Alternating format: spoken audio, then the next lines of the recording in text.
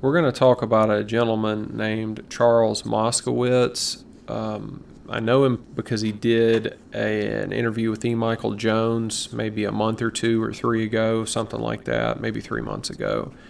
And I saw that he had subscribed to my YouTube channel, this channel.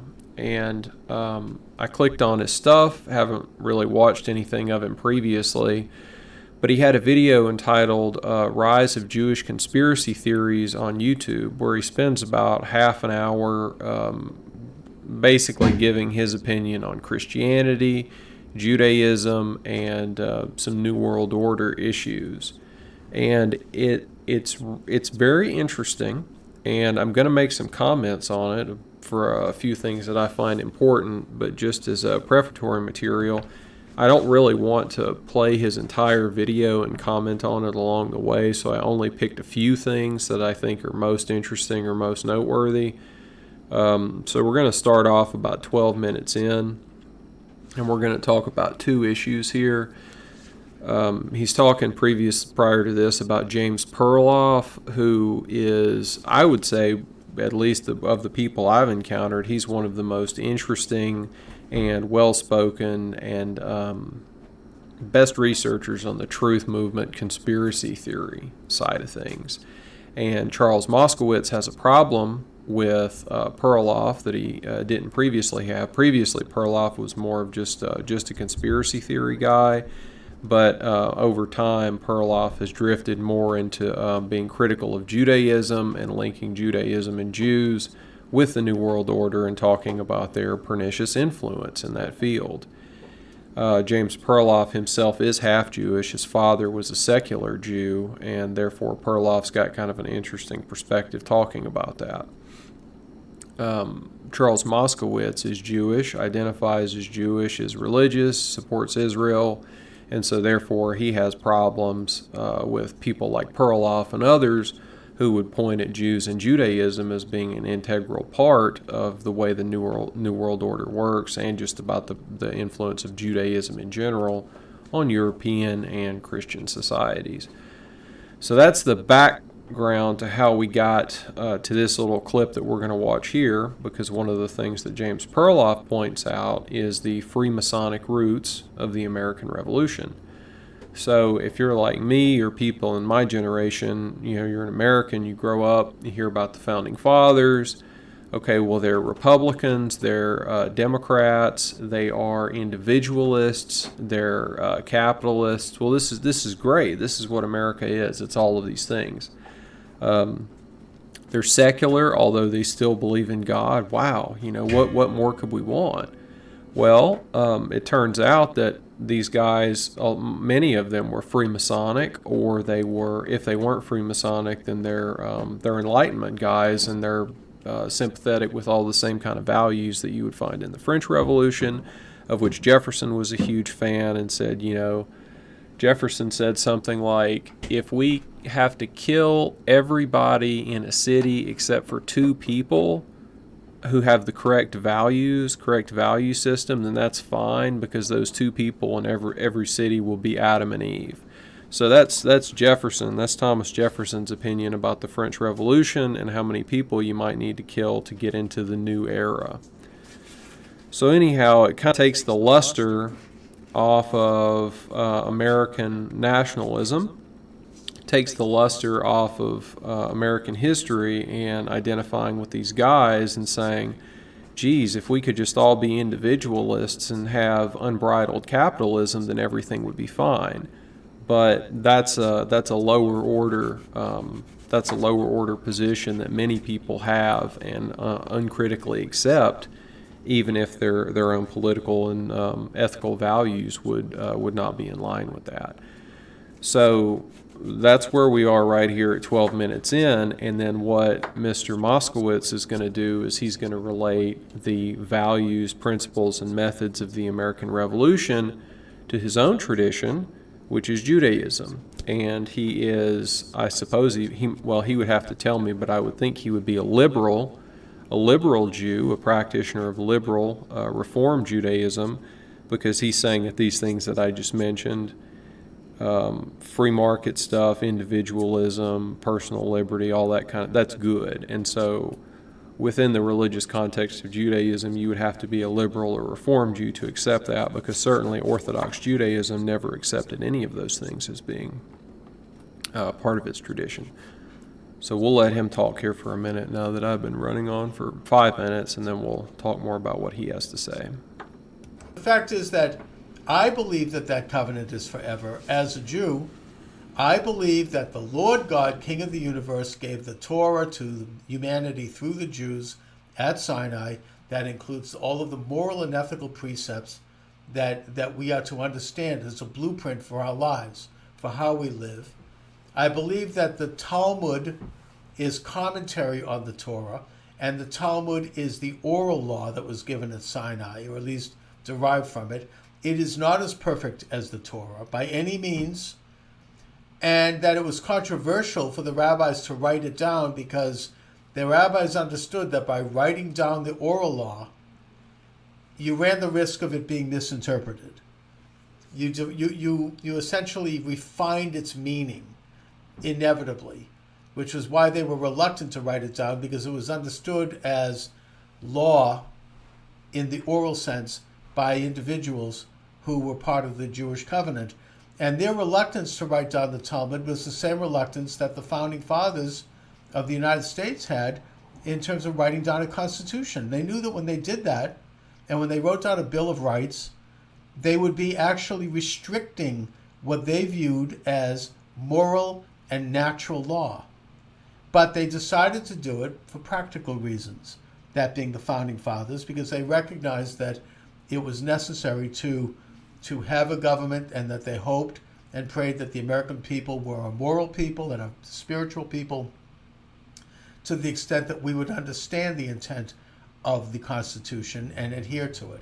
Now, whether we did or not, whether we do or not, that's something that's the great debate of our time.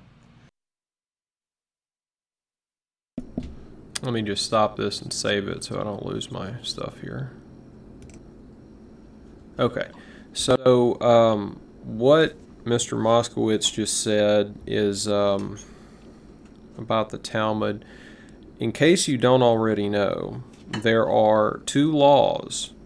There's two Torahs in Orthodox Judaism. So just imagine that you're talking to a Jew in the year 1000, which is basically when the first documents are in existence relating to the Talmud. So even though we think that the Talmud was written between the year 300 and the year 600, the earliest documents that we have the earliest evidence of anything is from about the year 1000. There are some fragments of a lot of biblical stuff that were found in the Dead Sea Scrolls caves and various other things, but that's all biblical stuff. It has nothing to do with the oral traditions that make up the Talmud. So the earliest thing we've got is from the year 1000. And if you ask those people, what is this Talmud book that you've got? What are we looking at? They will say that there were two laws. One was written, and these are the commandments that came down, that Moses brought down from Sinai. And then also there was an oral tradition at the same time. The written commandments are the 10 commandments that you know, and the oral tradition is something that drifted through the generations until it was finally written down after the temple was destroyed. And there's a huge debate over all of this from scholars, academics, lay people, critics, proponents. Everybody debates the particulars of all this. But if you read the New Testament, you read the words of Jesus in the New Testament, you can kind of get some gleanings of this. And the conflict between the Sadducees, the Pharisees, the Christians, the Samaritans, the Essenes, and all these other religious practices and Jewish cults. If you read all that stuff closely, you can kind of see this. You can really pick up the pieces of it. However, at some point, the oral law, which was supposedly handed from God to Moses, was written down. What Mr. Moscowitz says here is that they didn't want to write it down because by it being written down, something would be lost, or it would be diminished, or it would be opened up to misinterpretations. Now, an oral tradition, by definition, is something that is held only in the minds of people and communicated from person to person. There's no way that an oral tradition will be more authoritative than a written version, because the written version can be brought out and compared to other written versions, and people can look at it. They don't have to rely on their memory. They don't have to rely on the honesty and integrity of others. It's just there. You just read it. It's the interpretations that are the problem, but that's the problem for every text that's ever been written, religious or otherwise. In fact, if you read the scholarly work on the Talmud and the origins of the Talmud, they say very clearly that the Talmud was finally written down because they had so many problems with the oral tradition and so many disputes over it, and it had gotten so big. So you can't make the claim that the oral tradition was kept oral from the revelation on Sinai up to 200 or 300 years after the birth of Jesus Christ to keep it authoritative. That's not why it was oral. It was for some other reason, because that reason doesn't make sense. Same thing with the Talmud. The rabbis understood that by writing it down, it would essentially move us away from a greater understanding of what God had in mind. So what he just said there is the summary of what I'm trying to explain. What he's giving you is actually the traditional Talmudic rabbinic interpretation of the oral Torah being on a higher level than the written Torah. Now, at the same time, you can find quotations and opinions and various other things that know the reverse is true, that the written Torah, that the Old Testament, that the Pentateuch, the Mosaic Law, whatever you want to call it, is more godly, more divine, more authoritative. But then through practice, in other quotations, you can find that the opposite is claimed at many times, and that the opposite apparently seems to be the true version of what was passed on as Judaism, because if there's a conflict between the Talmud and the Old Testament, what takes precedence? Obviously, it's the Talmud. This was the new religious tradition that was being created, and this is what people were studying. This is how they were living their lives. These Babylonian Jews of the 3rd, 4th, 5th, and 6th centuries, particularly. When he gave the Torah. But it was necessary at the time, because at that particular point in history, after the defeat of Bar Kokhba, which was the last attempt in ancient times to outright try to win sovereignty back for the Jewish people in Judea, and to stop the building of a Roman pagan site at the temple, that the rabbis knew that it had to be written down to preserve the covenant. And so they did. The Talmud, of course, has a lot of inaccuracies and mistakes in it. It does say some unpleasant things about non-Jews, about Gentiles. It does. And, early Christian writers. Okay, you got to give Mr. Moskowitz credit right here, because he is more honest, more open, more forthright than people like Jan Irving and Lloyd de Jong and that type of deal, because he's at least saying that there are problems with the Talmud, that there are things in it that will offend you if you are a liberal and a modern and a human rights person and an egalitarian and all this kind of stuff, because he knows that the quotes are in there. But in my opinion, probably the reason why Mr. Moskowitz can be so honest with us is because he is a liberal or Reform Jew, and he doesn't believe that he should be following the Talmud to the letter. If he was, he wouldn't be here with us talking about these subjects, because he probably wouldn't be talking to non-Jews using this kind of technology and discussing these issues in the way that he is. He's a modern person, he's an American, etc., but he's also a Jew. And putting those different parts of his identity together leads him to be honest about this stuff that's in the Talmud and say, yeah, it's in there, and it's not great, And then he's going to explain how, early Christianity has a lot of other stuff in it that is similarly illiberal, anti-egalitarian, what people would call anti-Semitic, quotes about Jews and the Jewish nature and that kind of stuff. There's like St. John Chrysostom and I'm going to pause this and be right back. Writers like St. John Chrysostom and St. Athanasius and others, they had some pretty unpleasant things to say about Jews. I mean, this was just the times in which these things happened. You have to view these things in the context of their times.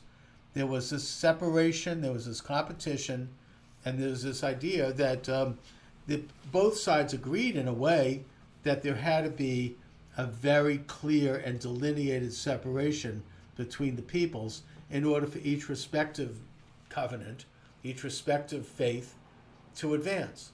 And so you have that in the Talmud, and I don't endorse that at all.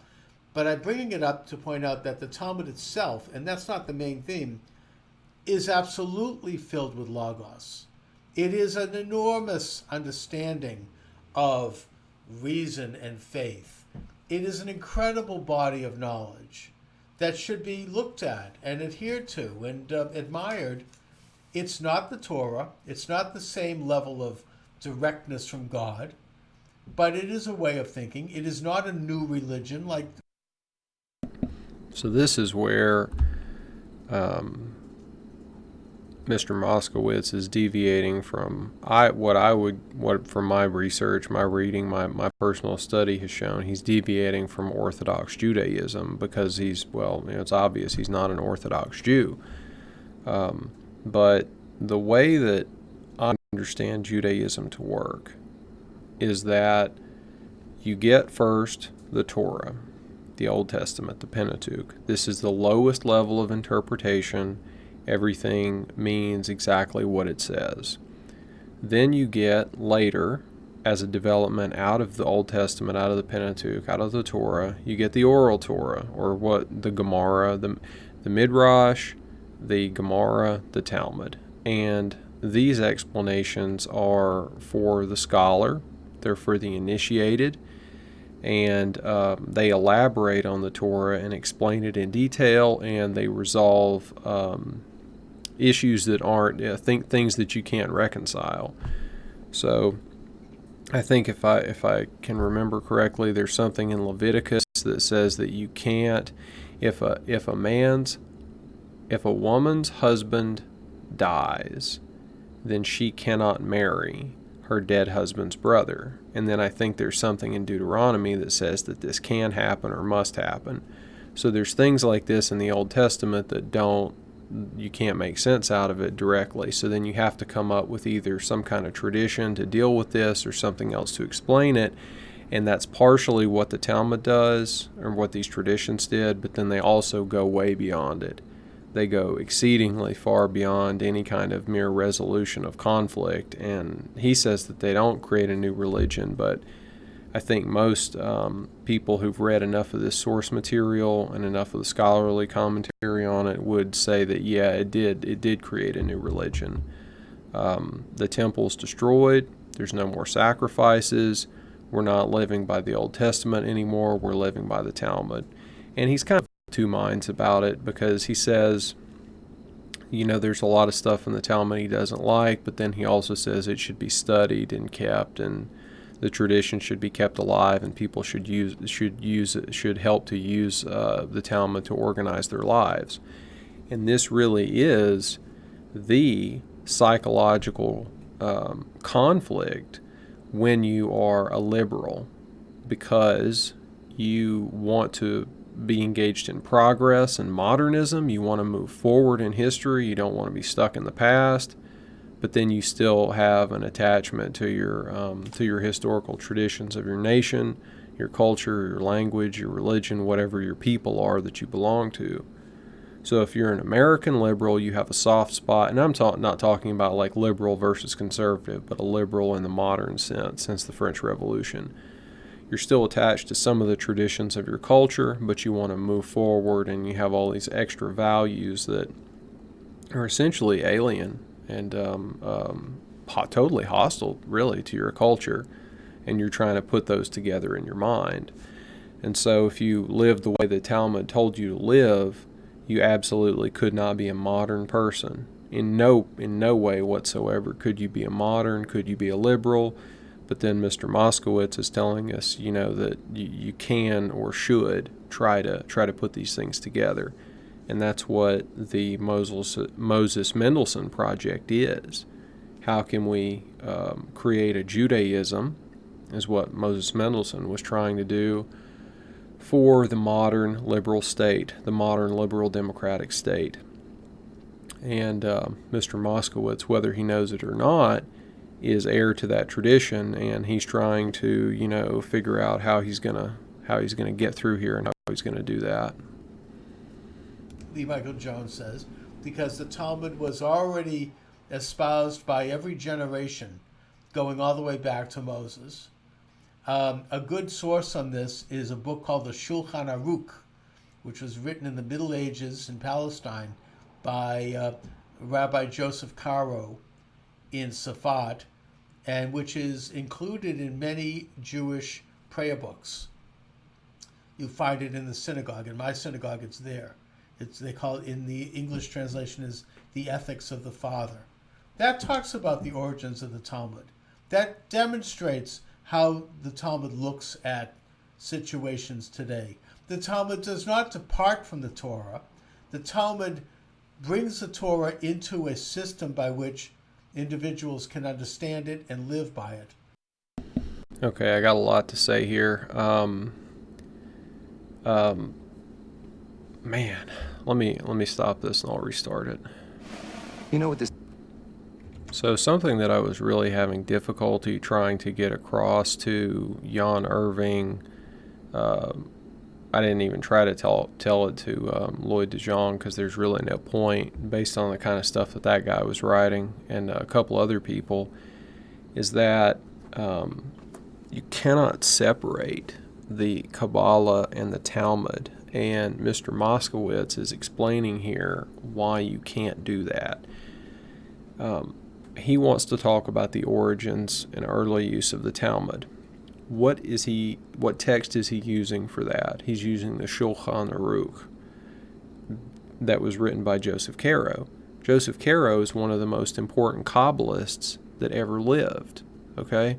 So regardless of what the Talmud was written for and how the Talmud was used, let's say in the year 800 or 900, you're now getting a noted, one of the most important Kabbalists that ever lived is explaining to you, the Jew sitting in the synagogue, what the Talmud is, where it came from, and how it should be used. This is the fundamental influence of Kabbalism in modern Jewry. And then the Talmud actually did the same thing, though, to the Torah. The Talmud tells you how you're supposed to read the Torah and what you're supposed to do with it, rather than letting the Torah speak for itself, and it's very plain. You read the Old Testament, it's pretty much all right there.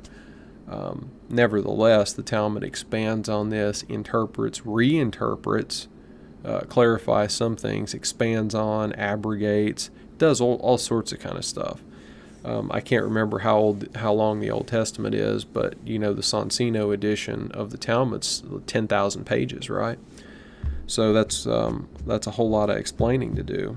As far as the Kabbalistic texts go, the main Kabbalistic texts I think are fairly short, but nobody actually reads those. They read the second and third hand interpretations of the Kabbalistic texts. And that's the same thing that people were doing with the Talmud later on. They weren't reading the Talmud or the Gemara. They were reading notes and primers and stuff that were constructed in the Middle Ages because of various changes that happened in Jewish society.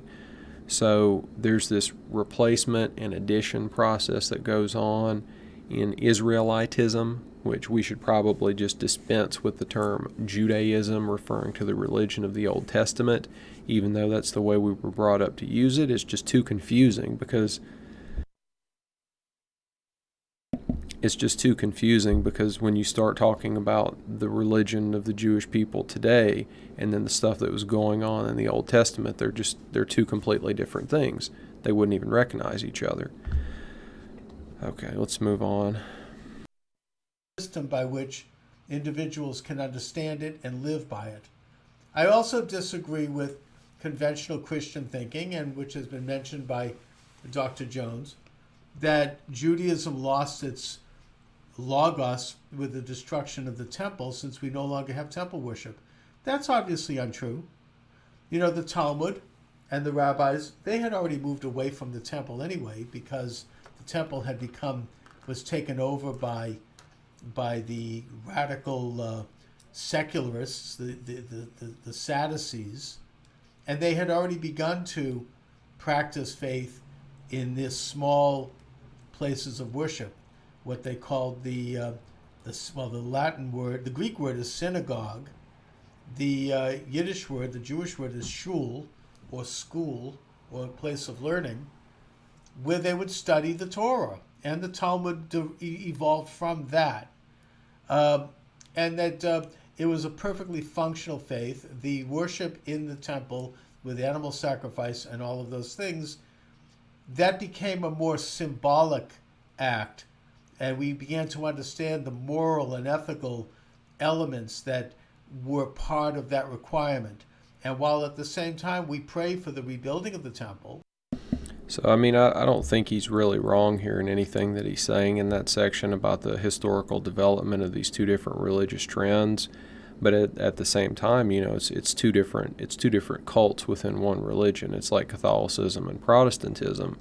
And if you want to call both of them Christianity, that's fine. But they're two different things with different trajectories.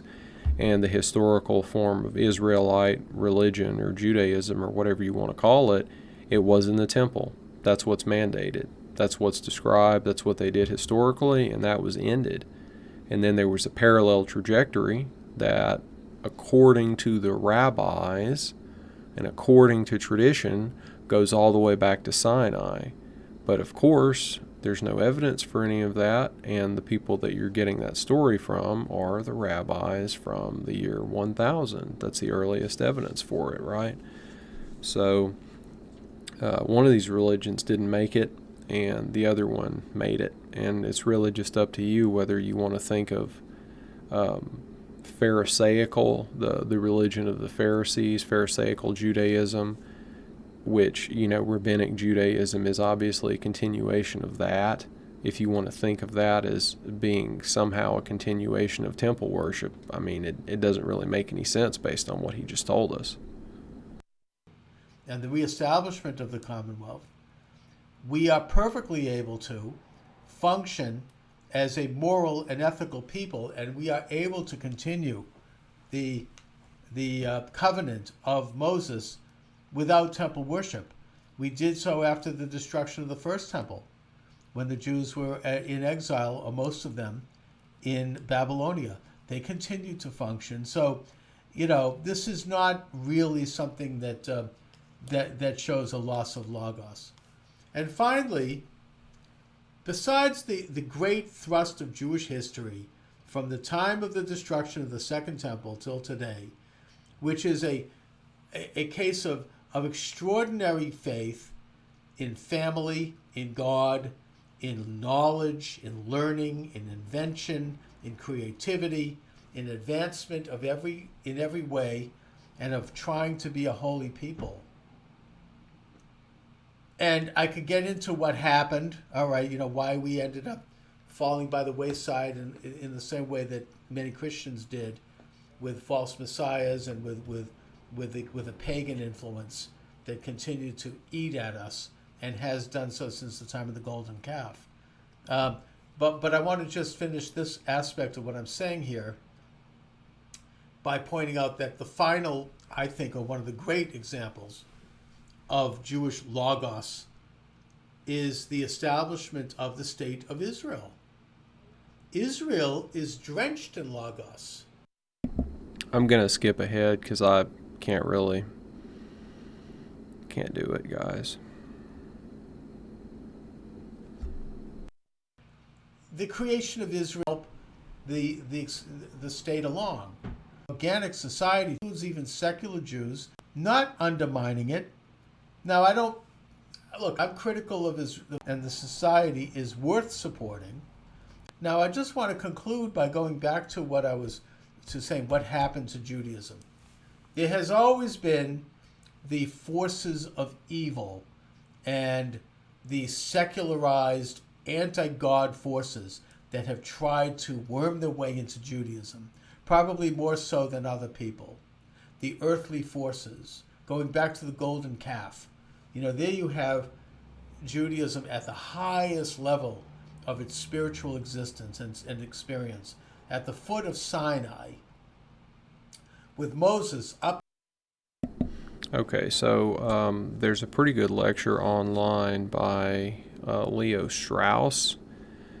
Pretty sure he's talking about Maimonides. It's related to Athens and Jerusalem, which is one of his famous philosophical cultural commentary or works, describing Western civilization as Athens, and then Jewish civilization as Jerusalem, and then pitting those two against each other and seeing what they have in common and how they differ.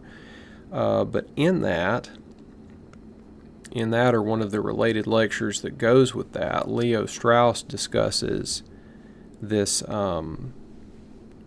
idea of when did the Jewish people get closest to God. And I can't remember the second one. But the first is Sinai.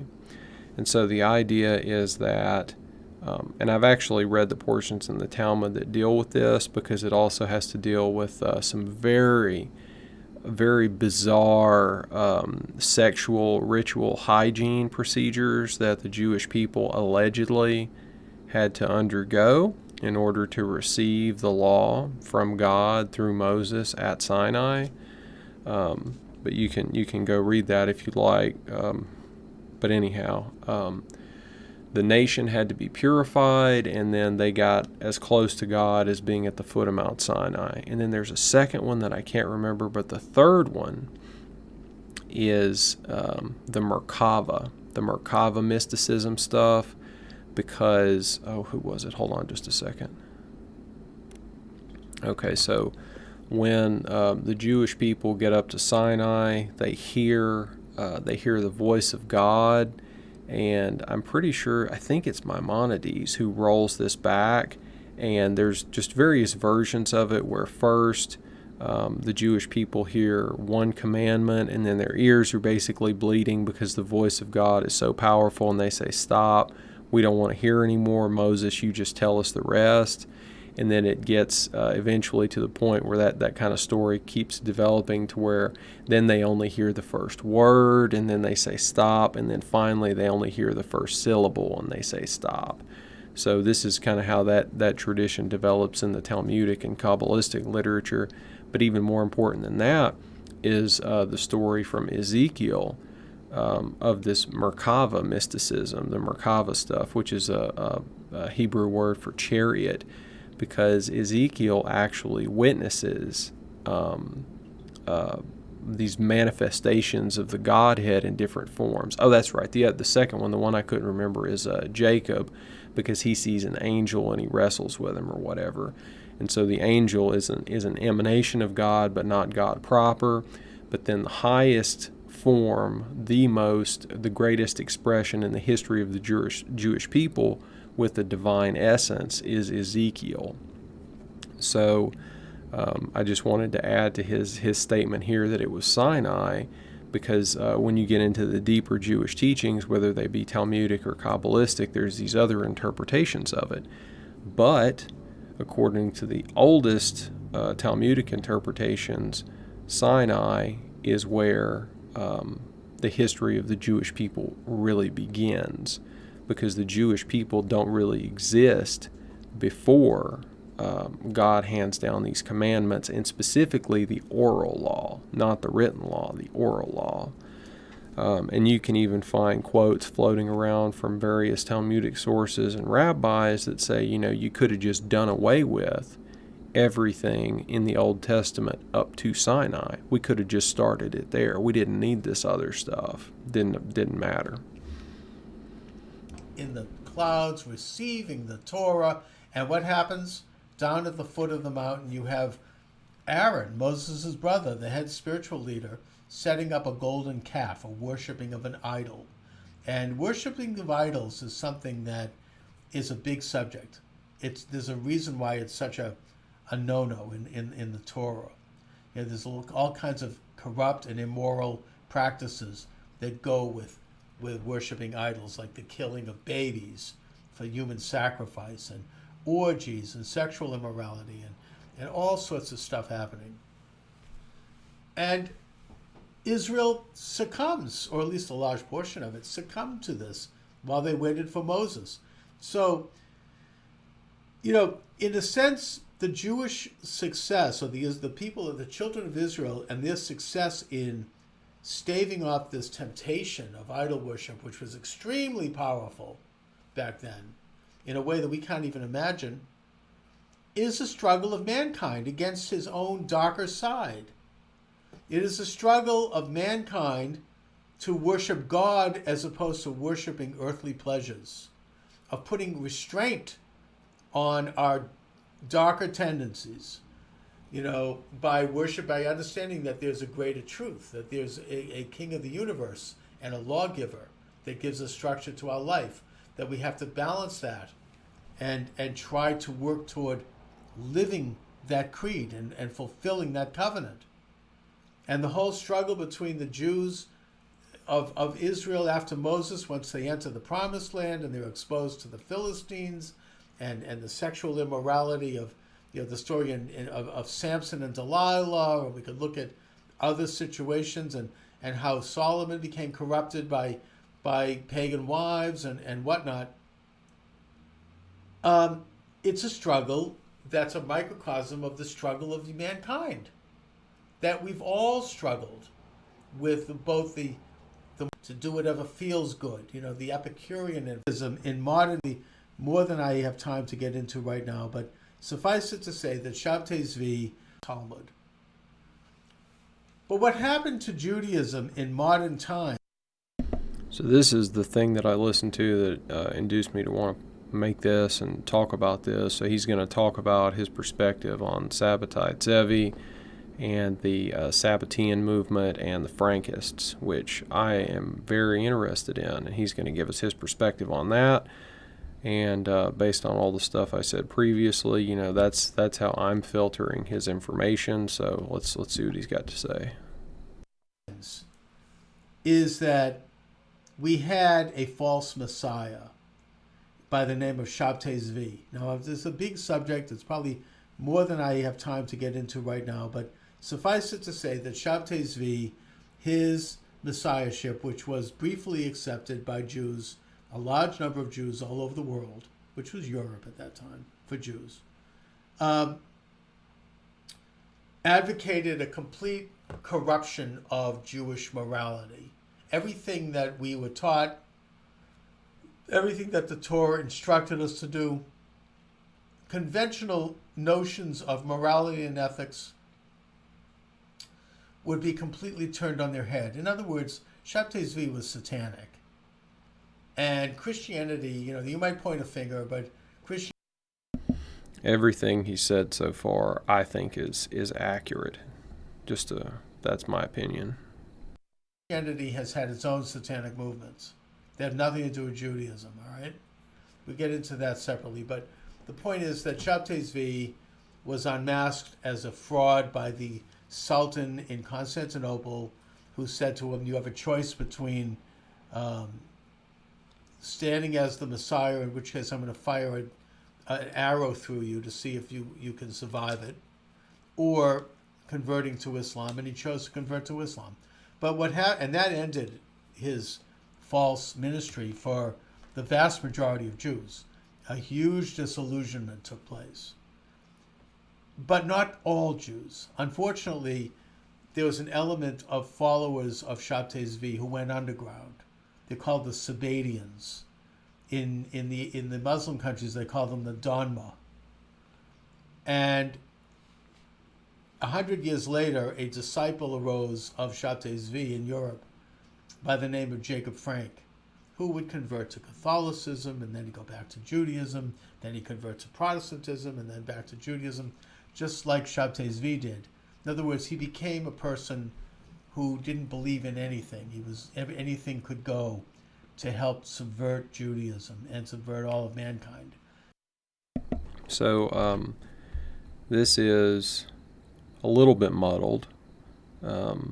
The people like Jacob Frank and that mold, he himself and others, they were not converting to Christianity, to Judaism, or anything like that. They were Sabbatean Jews.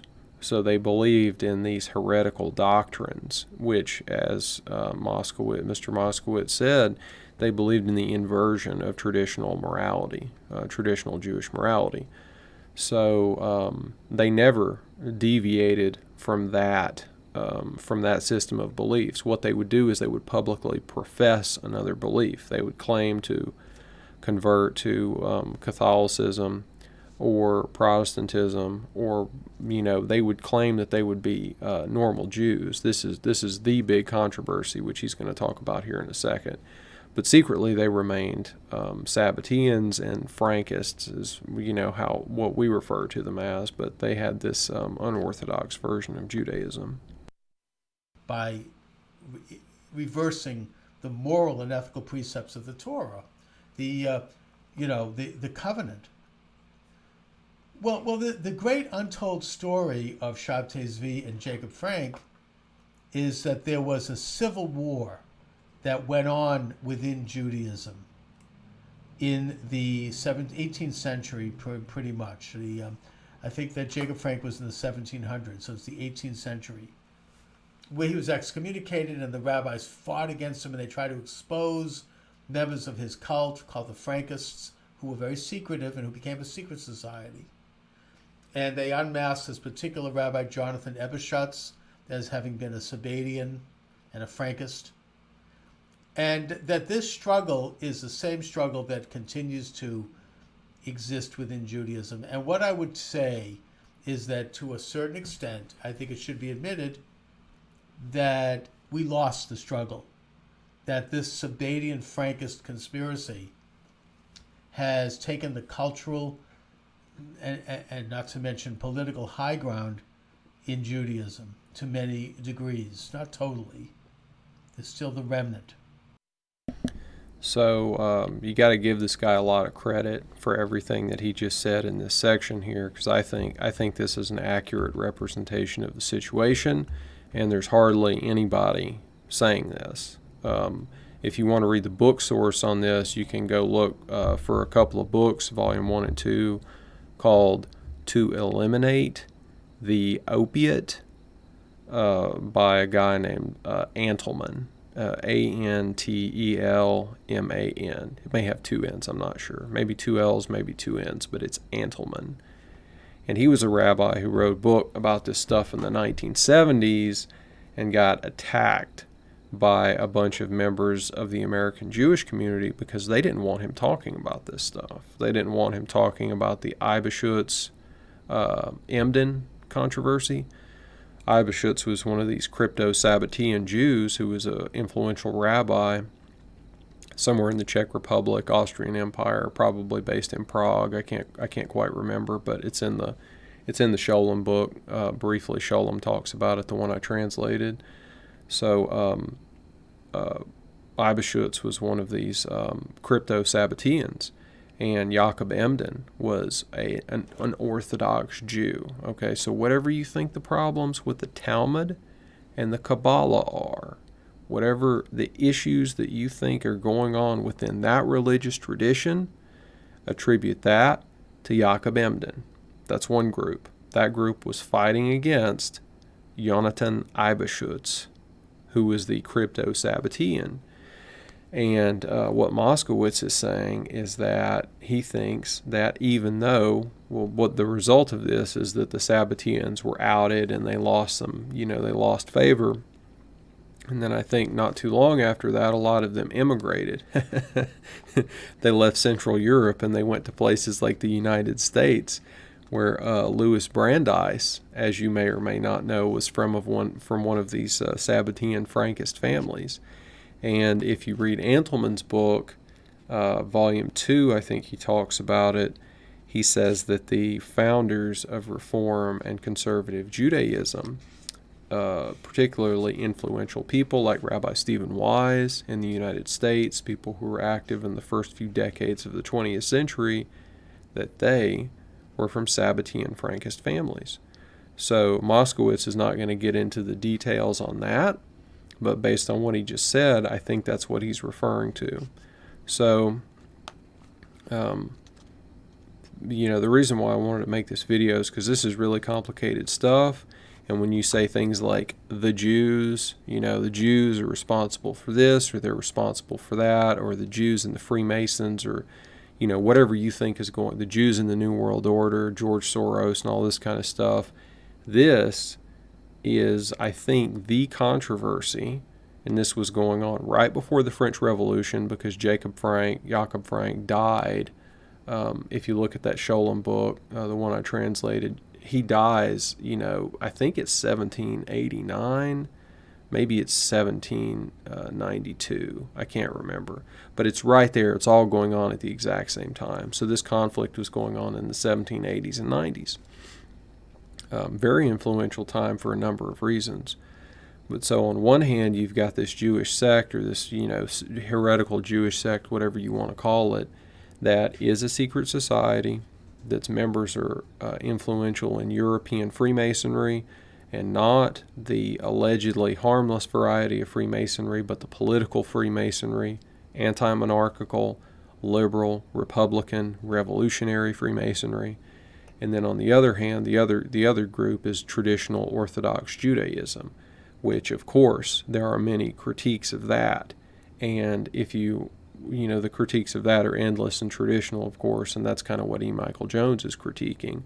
To some extent, he kind of fuses these two together, viewing probably, the Sabbatean or Frankist movement as a natural outgrowth of the Jewish revolutionary spirit, exerting itself on the traditional orthodoxy. But anyhow, we're about done with this. But this is what I wanted to bring to your attention, is this stuff right here. We'll see if he's got anything else to say. But it was this corrupt element that led to some of the Jews who have been corrupting our system, our politics, our economics, our culture, that Michael Jones accurately names and talks about. My point here is that they do not represent the Jewish covenant. They are at war with the Jewish covenant. They are at war with God. They are at war with the lawgiver and all of the moral and ethical precepts that Judaism continues to hold true to. And that we need to identify who they are and how they've corrupted Judaism. We have survived them. They have the same corruption in Christianity. And it's not because of Judaism. It's because of their own satanic temptations. Okay, so I think with him we'll stop there. But, he's got something of a point. The secret society behavior seems to originate in Kabbalistic Judaism, because these Kabbalists would form small study groups of influential rabbis, and these guys wouldn't tell anyone, they wouldn't tell anybody else that they were forming these groups. And then these Kabbalists would, I guess, carry that tradition on from the year 15 or 1600 up to 1800. So by the time you get to continental Freemasonry, it's only natural for these high-level Kabbalists to assimilate themselves into these movements. And that's what you read in the Scholem book that I translated. Moses Dobrushka, who studies all of this stuff, just naturally flows in there, and he's so good at it that they start taking instruction from him, and it becomes more prominent in that way. It's a very complicated issue, and I guess my main final point would just be that whatever critiques or criticisms that you have of traditional Judaism, traditional Orthodox Judaism, you probably want to segregate those from critiques of this crypto Sabbatean-Frankist movement, and that I think was really probably at the root of the New World Order. However, I'll add to that, what I've read about the Chabad-Lubavitch movement is that being one of these Hasidic groups, but also Talmudic and highly political, they kind of fuse all this back together again. And the problem with these Jewish characters is that you don't know who is or isn't, who is not subscribing to some of these Sabbatean doctrines. You just don't know. You got no idea. So someone who may present as a liberal, reform, conservative, or Orthodox Jew could always still be holding to Sabbatean doctrines, and you just will never really know. But clearly, need a lot more research on this topic. So who's ever got the fortitude for it, get cracking and go read some old books that nobody else has heard of yet and start talking about it. Thanks.